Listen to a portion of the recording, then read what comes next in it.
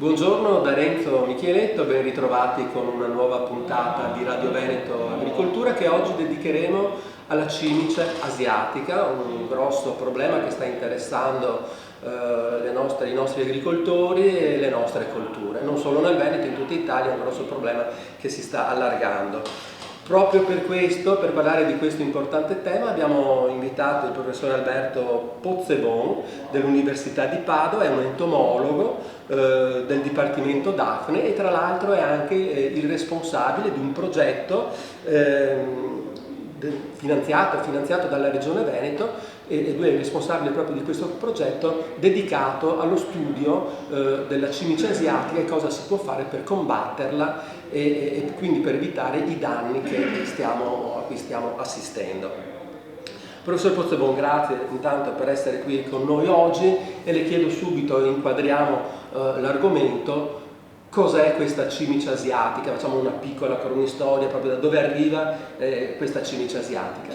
La cimice asiatica è una cimice, quindi appartiene è un pentatomide, è un insetto pentatomide e la specie, il nome scientifico è Leiomorpha alis ed è originario dell'Asia, della Cina e della parte più orientale dell'Asia. Quando è arrivata? È arrivata la prima segnalazione in Italia del 2012. I primi danni però in Veneto, se consideriamo la situazione veneta, è del 2015, quindi ci sono state le prime segnalazioni.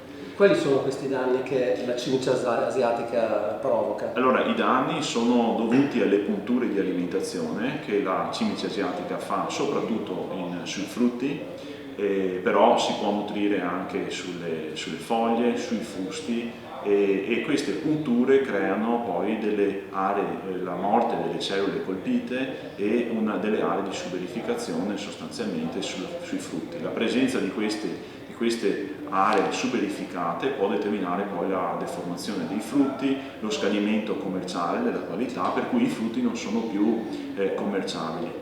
E ricordiamo che non vengono colpite soltanto le frutticole, ma anche le orticole, i seminativi, certo, come la soia, il mais, sì, vero? E per esempio le differenze possono essere diverse a seconda della coltura. Per esempio su Drupace è molto forte l'effetto della cascola, quindi una puntura, frutti colpiti da piante infestate da cimice asiatica possono perdere anche una buona parte della produzione per effetto delle punture. La cimice asiatica che ovviamente non ha nulla a che vedere con la cimice verde che tanto infastidisce in città. Appartengono alla stessa famiglia, le differenze sono morfologiche, insomma anche evidenti. La differenza fondamentale per cui cimice asiatica è un problema mentre cimice verde è un problema diciamo minore è il fatto che la cimice verde è presente da lungo tempo, è in equilibrio nei nostri ambienti, ha un complesso di antagonisti naturali che la tiene a freno. Cimice asiatica è una specie invasiva e non ha questo tipo di equilibrio con l'ambiente di invasione, perché questi antagonisti naturali soprattutto non sono presenti o quelli che ci sono autoctoni non sono efficaci e le condizioni climatiche ne permettono di massimizzare le performance riproduttive, quindi abbiamo elevate densità di popolazione. E qual è il ciclo di sviluppo della cimice asiatica? Questo è uno dei primi aspetti che abbiamo studiato. Il ciclo di sviluppo, quello che è anche evidente insomma, a chi ha avuto esperienza, è lo svernamento degli adulti, soprattutto nei fabbricati. Gli adulti svernano, passato l'inverno, questi adulti fuoriescono dai siti di svernamento, si spostano sulle piante, si nutrono, si accoppiano e in Veneto possono svolgere 2 generazioni.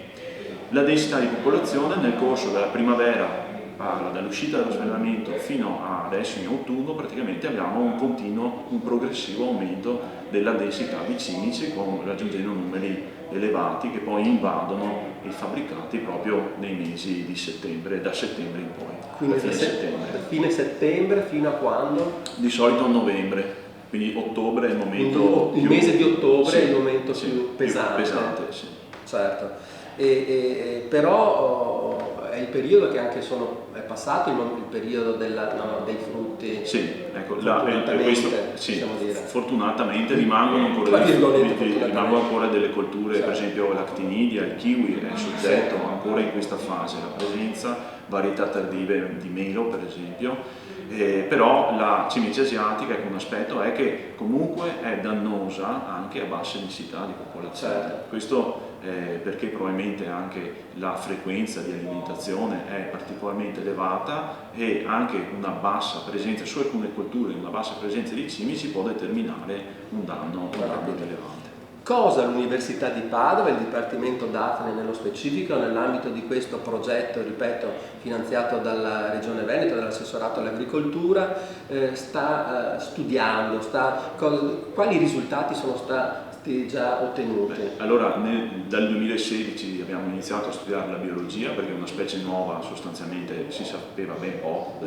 del comportamento del ciclo di sviluppo in Veneto, in Europa. Abbiamo studiato la biologia, capito quante generazioni compie all'anno, capito su quali colture può andare, capito su quali colture può essere dannosa, perché la cimice asiatica era stata segnalata per esempio che provocava danni su drupace, su pesco e su melo. Noi abbiamo studiato l'impatto di questo insetto sul ciliegio, sull'artiniglia, capire qual è l'entità dei danni. Certo, perché stiamo parlando veramente di milioni e milioni di euro di danni sulle colture.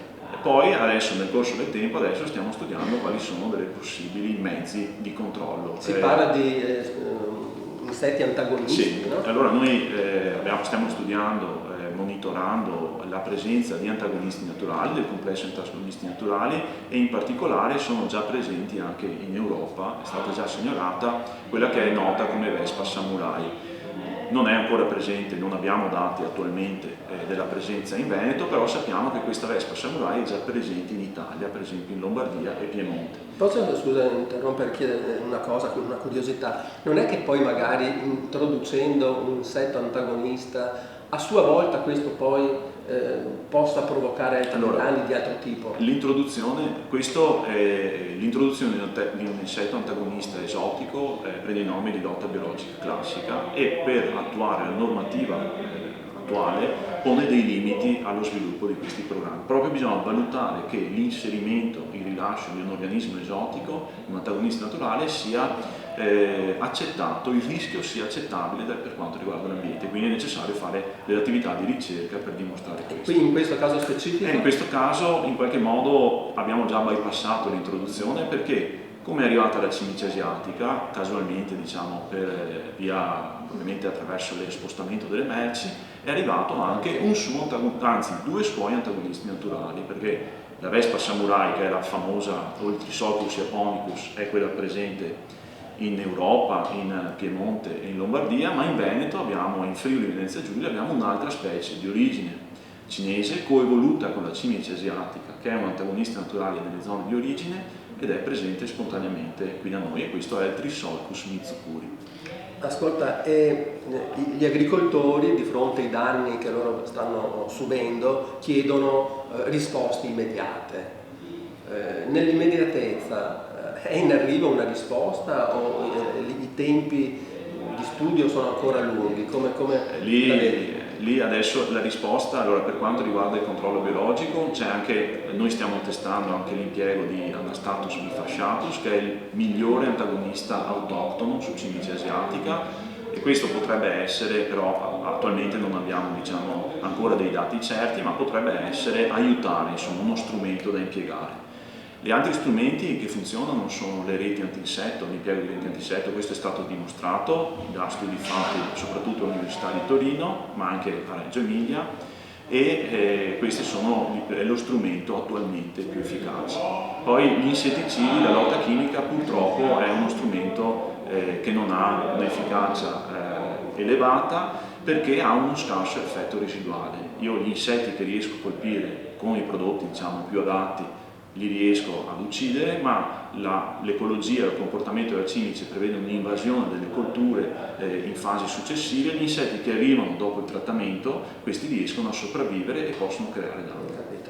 Quindi non ci resta che augurare buon lavoro e l'ottenimento di buoni risultati per arrivare veramente a combattere questo insetto che sta provocando ingenti danni alle nostre colture. Nelle altre regioni, e poi chiudiamo, cosa si sta facendo? Beh, noi ci coordiniamo sull'aspetto legato agli antagonisti antinaturali, abbiamo un gruppo di lavoro, abbiamo creato, coordinato dal CREA, dal Ministero, proprio per mappare la presenza degli antagonisti naturali. E quindi sostanzialmente si fanno le stesse attività e in qualche modo, insomma... C'è un coordinamento?